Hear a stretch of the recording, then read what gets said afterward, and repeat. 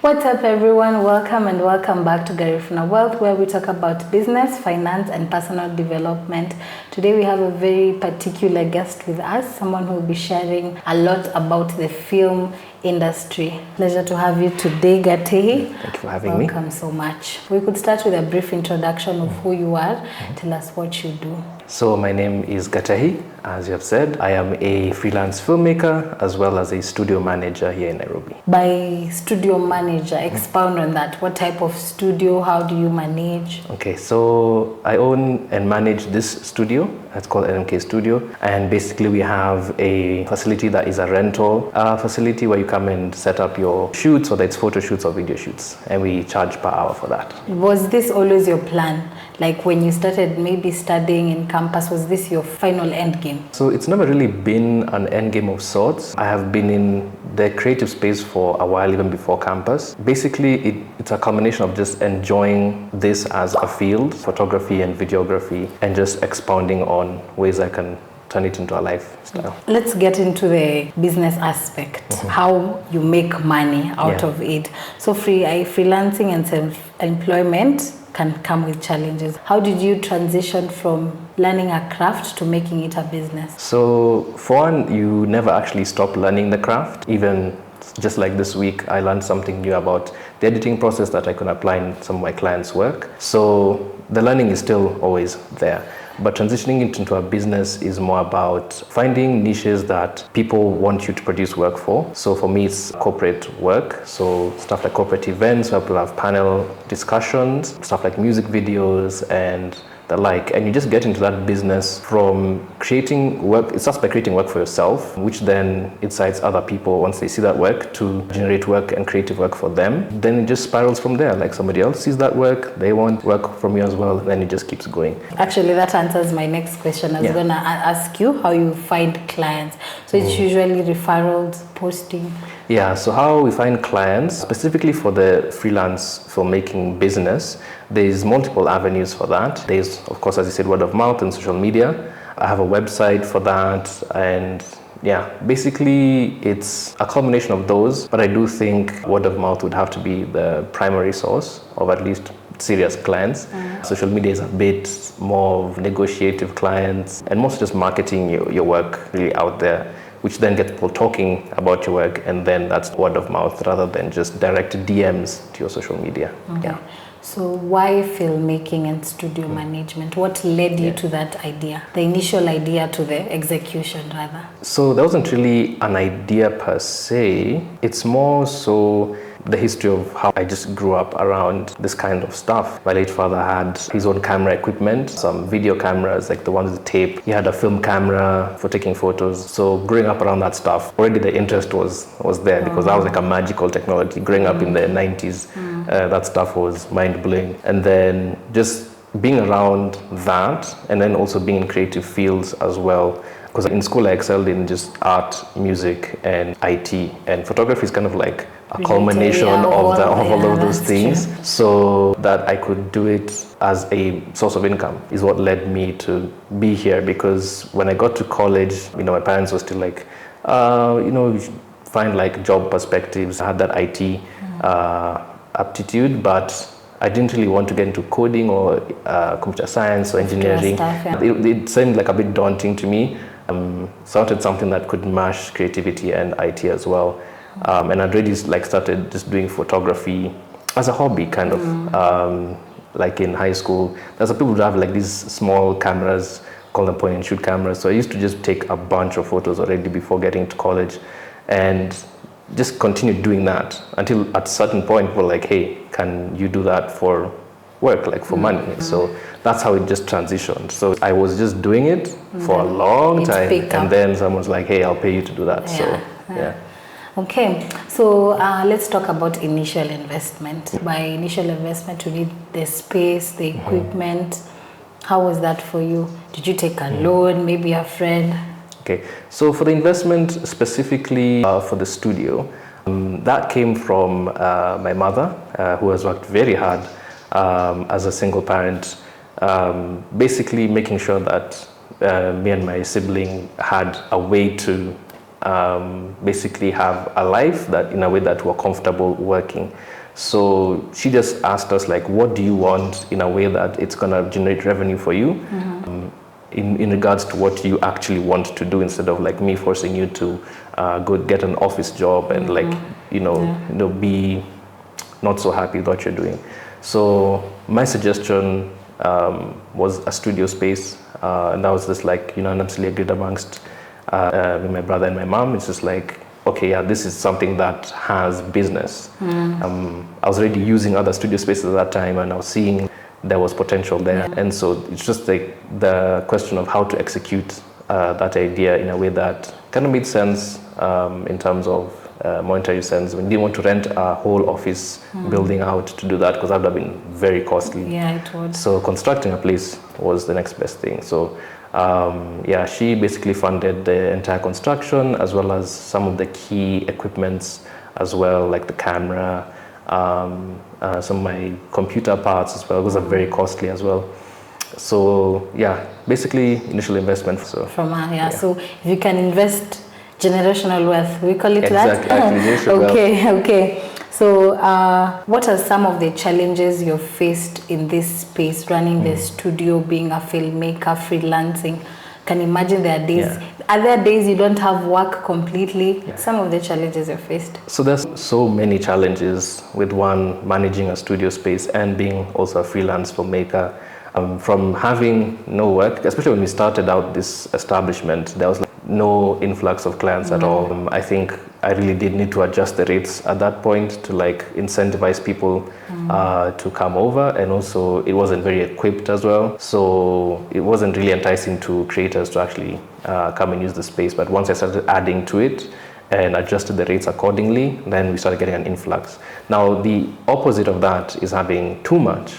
Where it becomes a struggle trying to manage all the requests, all the deadlines for work. Now, it's been difficult to find somebody to help me manage the space as well and maintain that rate at the same time. So having the influx of people coming in, plus client work, which is like deadlines and more shoots tomorrow, shoots the next day, and then deadline for edits as well. So managing all of that becomes very difficult, but just a lot of sleepless nights to push through it.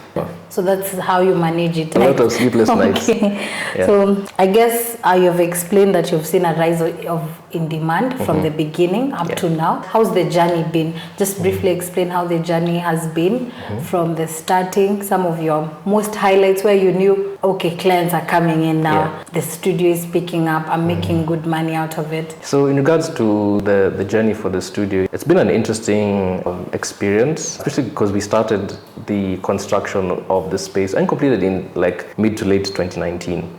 And immediately after that was the lockdown. So COVID. We've invested in this whole thing, and then now we can't even open. So that was just like a wow. And at that point, especially when the COVID lockdown came in, it was projected to like last for like 3-4 years, right? So again, we've invested like millions into this, and then you can't get anything investment back. So that was like quite a roller coaster at that point. And then just basically bunkered down for the entire lockdown.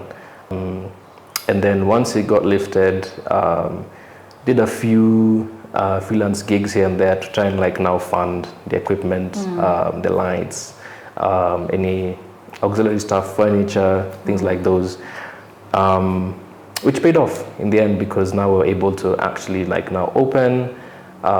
We got 1, 2, 3, 4, 5 clients. They left good reviews on our Google page, which was a real boost. Managed to then populate our social media with content, just showing people how the space is and what it can do. And then that boosted again.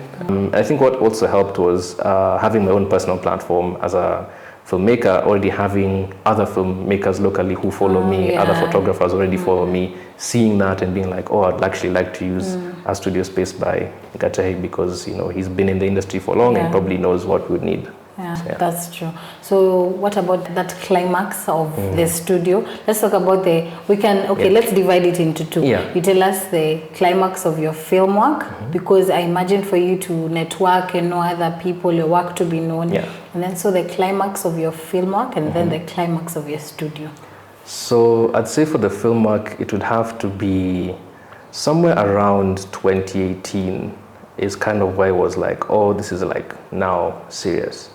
That's where the one year I actually got my first filmmaking awards. And it was kind of like the first, how do I say it, reassurance that I know what I'm doing. Yeah, you're on the right track. You know, the general idea of being the kid of African parents. African parents will often tell you if you're pursuing a creative field, you can't make money, or you don't know what you're doing, or you need a mentor and all these things. So that was my first affirmation into like, okay, I actually know what I'm doing, and I'm on the right track. And a lot of proposals came in from that point. So I started just doing way more work, and just kept building up. Lockdown, bit of a big pause in that, and then hit back again in, I'd say, 2023. So that's when it picked up again. As for the studio, I'd say probably 2024, last year, was now when we had a big influx of people coming in. Before we'd get maybe like 5 bookings in total in a week. Now you can even get 5 bookings in a day. So yeah, that really shot up in 2024. Yeah. Okay, so how do you determine the rates of the studio? I can imagine it's hard to balance between providing quality services, balancing between the money and that. So how do you determine the rate, the markets?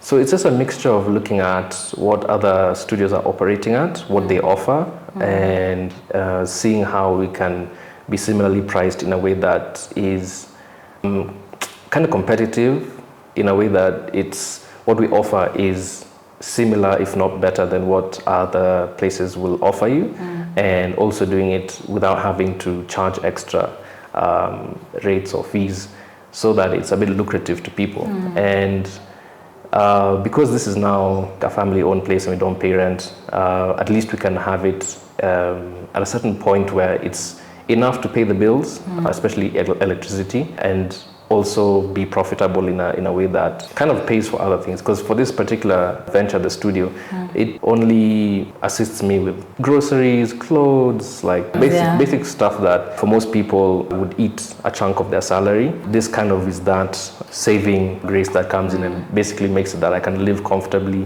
while still paying for a whole bunch of bills, subscriptions, groceries, water, all these kinds of random things that would normally stress people out of, like, where am I going to get the money to, like, buy internet. And like for me, it's just like, it's just always there. Because of the studio. Exactly. Now let's talk about, we have to find a balance between talking about the studio and the film work. So what about the film work? It's like your rates are very high. Let's talk about that. Not really. So the rates for film work are actually flexible. They're not fixed. Okay. What it is basically trying to find a balance between how much work am I willing to do versus how much am I willing to get paid for it. And how I derive that is looking at the scope of work, because that determines how much time it's going to take me, how complex it is in terms of setup for the shoot and post-production as well. And then there's also an element of, is it for an individual or is it for a company or a corporate? Because corporates will, for the most part, have more investment for media than an individual. Yeah, that's true. Not to say that the individuals who just don't have a lot of money to give you for a social media post, but basically, you're just looking at those kind of elements, and you derive figures based off talking to clients. What does the conversation kind of look like? Because it's always different, and the conversation always, and you can see it from a very far perspective how much somebody is looking, like how serious they are in terms of input into that project. And that always is a factor in terms of like cost. You can tell, like, okay, this is a serious project, or this is like just something that the person wants to do real quick, short video, simple stuff. Okay. So I've gotten that you look at your client and potential service, so you weigh and scale in between. You adjust accordingly. Yes. So what do you have any brand values that your company stands for? As NMK, we don't take this, we have stood with these grounds as a brand, values rather. That's a pretty difficult one to put perspective to because it's such a big company. Yeah, it's not. Number one, it's not a big company, but also in the filmmaking space, there's not much in terms of standards for brand image. Yeah. It's just produce videos, just go and shoot. Like, there's not really much to weigh in on. Like, we wouldn't shoot for this person or this thing. Exactly. Most clients are just like normal, you know. We rarely get anything that is problematic, if any. Like in my personal experience, I've not gotten any client who's genuinely like, I don't shoot for this person because they stand for this, or this is how they behave, or this is their perspective on filmmaking. At worst, if somebody comes with an absurd budget, they want a bunch of productions for like 1,000 shillings. Like, I mean, there's nothing I can do there. So, so it's not really brand related. The corporates will tell you, we have core values. We have core values that if they don't align with this, but it's a creative space. At the end of the day, it's not very much business minded. It's still very much a creative space. So because you don't have the brand core values in corporate, what about can we say the values that you have as a person that have helped you sustain this business? I think probably consistency is the best. One of the things that a lot of clients come to me and they complain about other people who've ruined their videos or wasted their time, just like that consistency is not there. And it's consistency in everything. How consistent are you with timekeeping, delivering, quality of work? The people who like have like high quality of work on their pages, but then when you contract them, it's the opposite, it's not the same. And for me, even if I'm having differential like quotes for people, so like, for a corporate company, I'll have like a very high quote, but for somebody else, I'll have a low quote. I still won't have like bad work for the person who's like paying little. It's just like the scope of work is just less, maybe less, a smaller crew or fewer cameras or something like that, but the quality is still there, it's still consistent. So consistency in everything is, I think, the core value that kind of extends your business forward. So, yeah. Okay. I think I can accept that. So how do you manage finances as a self-employed filmmaker? Do you have a financial system?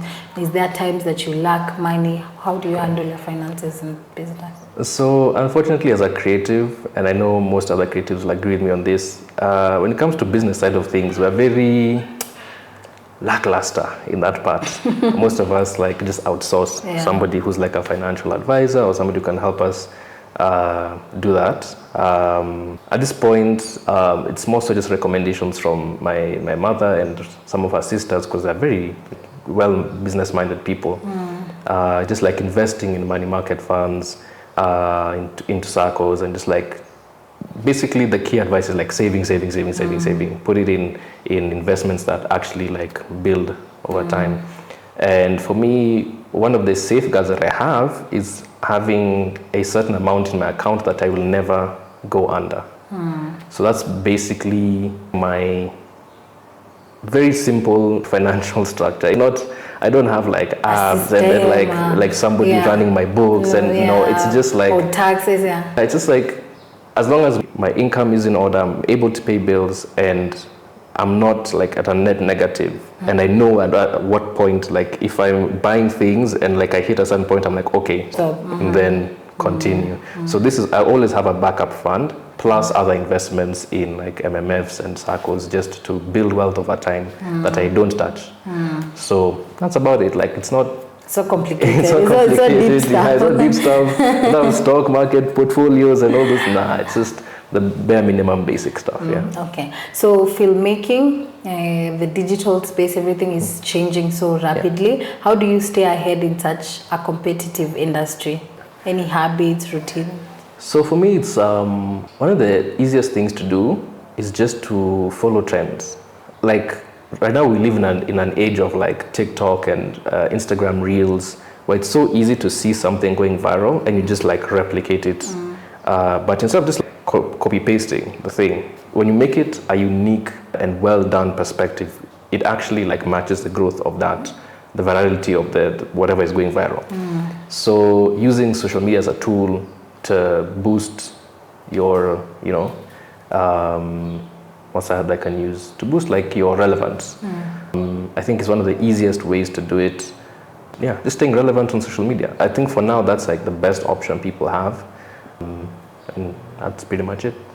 Do you think AI can replace filmmakers? As for now, replacing, I don't think so. Not really now, yeah. but let's say in future, or Yeah. what direction So do you think the only consideration for that, and why I don't think it's going to happen, is because unless there is going to be technology, real physical hardware, that is combined with AI to then do the work, it's not going to happen, because you still need a person to go and shoot for you something. So you can generate the content, but like you can't generate the content of your wedding, for instance. Yeah, that's true. Your wedding is a live event, it's happening in real time. Now, if they develop technology that is autonomous and you can just tell it to film your whole wedding and it knows what to do in its entirety, yes, that will be the replacement, but that's quite far off because robotics are It's quite hard, but people are saying it's going to happen. Of course, but, everything is replaceable with AI. Yeah, everything is replaceable. Do you think so? Yeah. Even human emotions? Well, I'm talking about business. Okay. The human, when you say even Yeah. the film perspective, and the humanness of it, when you say the AIs and stuff, I don't think the human, they said everything will be replaced now, but I don't think. Well, now, saying now is a bit optimistic, too optimistic in fact, but eventually it can happen. Yeah. Like I said, like it does need an autonomous thing, a physical. Once we marry AI to robotics, then that's when it's going to be a questionable time. But for now, when you still need people to go out and do stuff, not yet. I don't think so. Not because there are definitely fields in filmmaking that are already being overtaken by AI, like voice acting, like script writing. So there's definitely points that they are going to diminish almost immediately. In the next 5 to 10 years, there are jobs that are going to just plummet. But like to go out and actually film something that's happening, so like I said, I do mostly corporate events. There's no AI that's going to come and film your corporate event for you. That's true. Because even a drone, you need someone to operate it. Exactly. So for young creatives who want to follow a similar path, what's that one piece of advice you'd give them? I think if you want to get into, first of all, let's talk about filmmaking or videography or any kind of like creative creation field. I think it's really important to understand that you need to do everything as much as possible at 100%. Everything as much as possible at 100%. Please expound on that, because I just had everything. I'm trying as much as possible at 100%. If it's editing, if you're doing sound design, if you're doing how you're framing your shot, if you're doing literally every single piece of the puzzle that ends up with you having a shot, do it at 100%. So doing every single thing as much as possible at 100%. Okay, I think I got it. Everything as much as possible at 100%. Yeah. Okay, so if I'm interviewing you, I do it as much as possible at 100%. Okay, I got it. Yeah. Basically, it's a take on being consistent at everything. So, because the more you do this thing, I've come to learn, the better you get at it. And it's like pretty much every aspect of filmmaking. The more you do it, the more you get better. Okay. So where can people find you as we wind up? Where can people find you, book your services or follow your work? Because you're an art, you said it's art and creativity. Exactly. So art, creativity and technology. Okay, and IT. I think. So basically on social media, if you just look up Gatehi Mwaniki on pretty much every platform, you should find me. I have a website which is Mwaniki Gatehi. So I have a website which is gatehimwaniki.com, and for the studio we have an Instagram page which is NMK Studio _KE, and we also have our Google page kind of thing, where if you just search up NMK Studio on Google, it will show you like location details, phone number, opening time, all the details you'd need to like get in contact with us. But DMing us on Instagram is pretty easy. And yeah, that's about it. Okay. So as we wind up, the last question, what do you love about what you do? Wow. That's a big one. Because all the aspects, like you said you love the art, the creativity and the technology. And the IT. But now, what do you love about managing this studio, about going out there? I almost gave you an answer, But yeah, about going out there and shooting and everything, Yeah. what do you love about it? Leave alone there, you're working to get that bag. What just and gives you that passion to do it? I think for when it comes to like now the filmmaking aspect, one of the things that I'd say, or the easiest way I'd say brings enjoyment is literally doing the stuff. I don't know how else to put it, but like setting up the lights, setting up the camera. Literally, it's like when a kid is playing with toys and like they find joy in that. For me, these are toys. Like I think you just answered. it's pretty much just toys. You just play toys. with You toys play with when toys, you are editing. Exactly. So you're in your element. You're having fun. Exactly. I think, and that's it. also seeing the outcome of like the whole setup. Like you put one light like this, you do it like that, you set it up how, the camera settings, and you look at the shot and it's like, oh, that looks nice. That satisfaction of like creating something that's visually appealing is always the best feeling. And thank you so much for being here today. It has been a hard time getting you. I won't talk about that. But until next time, stay focused, stay inspired, and stay disciplined.